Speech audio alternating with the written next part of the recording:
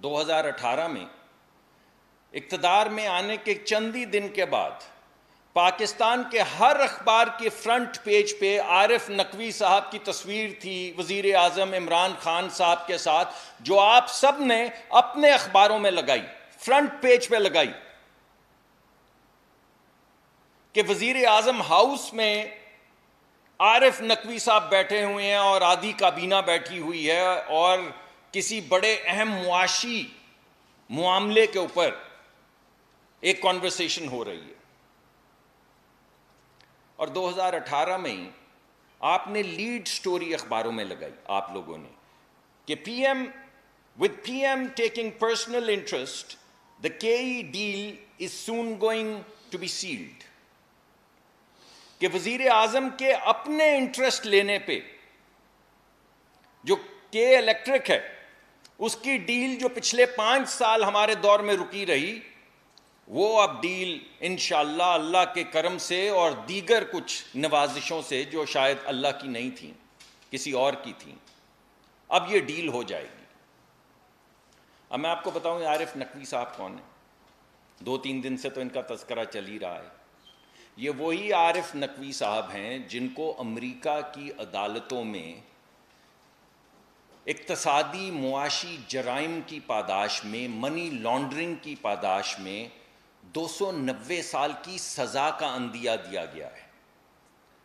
290 سال سزا بنتی ہے، انسان کی عمر کتنی ہے اللہ جانتا ہے، مگر ہمارے ہوش و حواس میں تو کوئی 290 سال کا انسان نہیں ملا۔ ایک شخص جو ایسے جرائم کر رہا ہو جن کی سزا 290 سال بنتی ہے، وہ شخص پرائم منسٹر ہاؤس میں بیٹھا۔ اس شخص کے متعلق وزیر اعظم اس وقت کے عمران خان صاحب نے خود کہا کہ میرا 25 سال پرانا دوست ہے، صرف دوست نہیں بینیفیکٹر ہے، یعنی ہمیں پیسے دیتا ہے۔ اور یہ وہی ہیں، میں یاد دہانی کروا دوں، وہ کرکٹ کلب جس کی 2 دن پہلے ہم نے بات کی تھی، وہ کرکٹ کلب جو آکسفورڈ شائر میں کھولا گیا، کس لیے کھولا گیا؟ کہ کالا دھن، بلیک منی، اللیگل پیسہ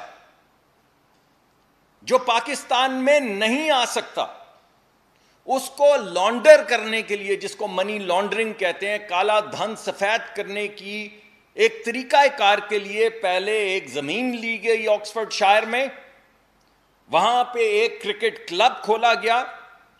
اس کرکٹ کلب میں T20 بنایا گیا، تضحیک انگیز نام رکھے گئے کرکٹ ٹیموں کے، پاکستان کے لوگوں کا، پشاور بالخصوص اور فیصل آباد کے لوگوں کا ٹھٹھا لگانے کے لیے تضحیک آمیز نام، جو ہمیں اگر اردو میں ٹرانسلیٹ کریں تو شاید ہم لے بھی نہ سکیں، رکھے گئے۔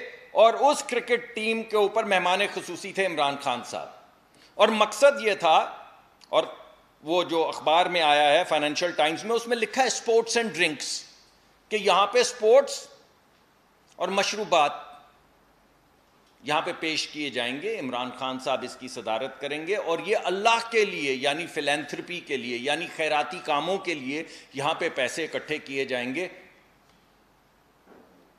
اور یہ وہ طریقہ کار تھا جس کے ذریعے کالا دھن، اللیگل منی لانڈر کیا گیا اسکیم کے ذریعے، اور وہ تمام پیسے پاکستان بھیجے گئے کس کے اکاؤنٹ میں؟ پی ٹی آئی کے اکاؤنٹ میں۔ یہ ہیں وہ شخص عارف نقوی صاحب جن کو 290 سال کی سزا کا عندیہ دے رہی ہے امریکی عدالت۔ یہ ہیں یار غار۔ اور آپ اب بھی مجھ سے پوچھتے ہیں کہ کوئی ذریعہ معاش نہیں۔ بھائی کیسے نہیں؟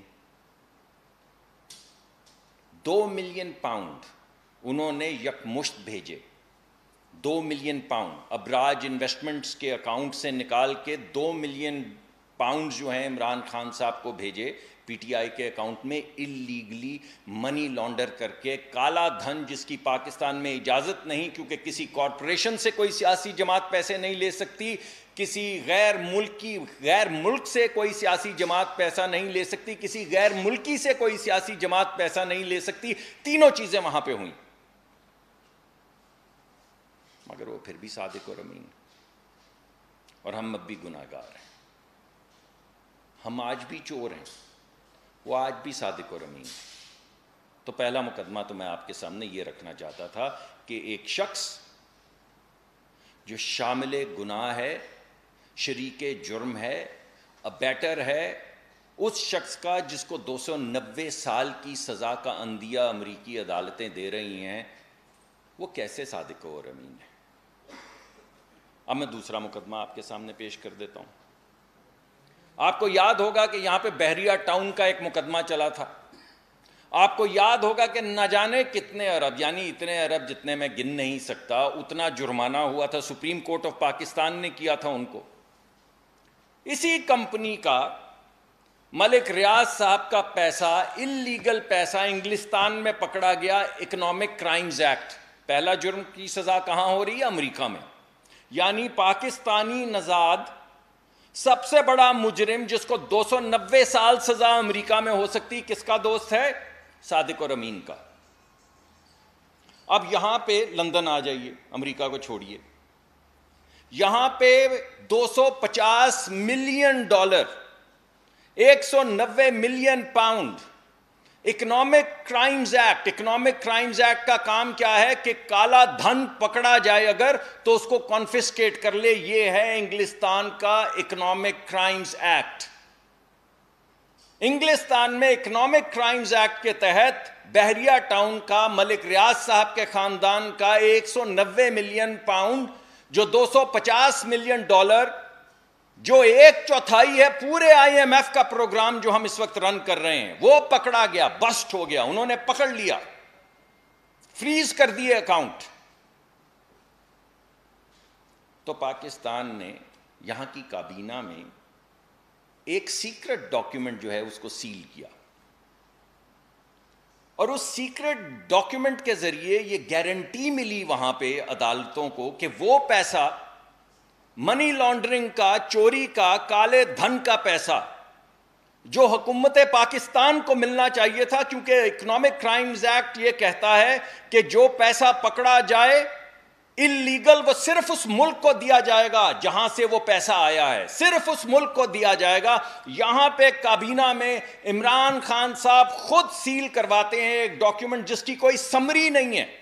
اور آپ میں سے جو لوگ کور کرتے ہیں پاکستان کی حکومت کو, ان کو معلوم ہے بغیر سمری کے کوئی چیز نہ سیل کی جا سکتی ہے نہ تجویز کی جا سکتی ہے. تجویز ایک سادے کاغذ پہ, نوٹ پہ کرنے کے بعد عمران خان صاحب وہاں بیٹھ کے بغیر اپنے وزیروں کو دکھائے کابینہ سے یہ منظور کرواتے ہیں کہ یہ وہ سیلڈ ڈاکیومنٹ ہے جس کی پروٹیکشن کے اندر وہ پیسہ جو حکومت پاکستان کو ملنا تھا, 1/4 جو IMF کا پیسہ, 1/4 $250 ملین,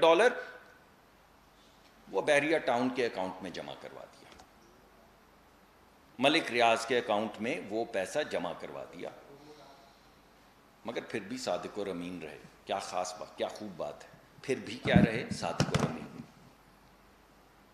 اور وہ پیسہ جمع ہو گیا, اور وہ پیسہ آج ملک ریاض صاحب کے بحریہ ٹاؤن کے اکاؤنٹ میں موجود ہے.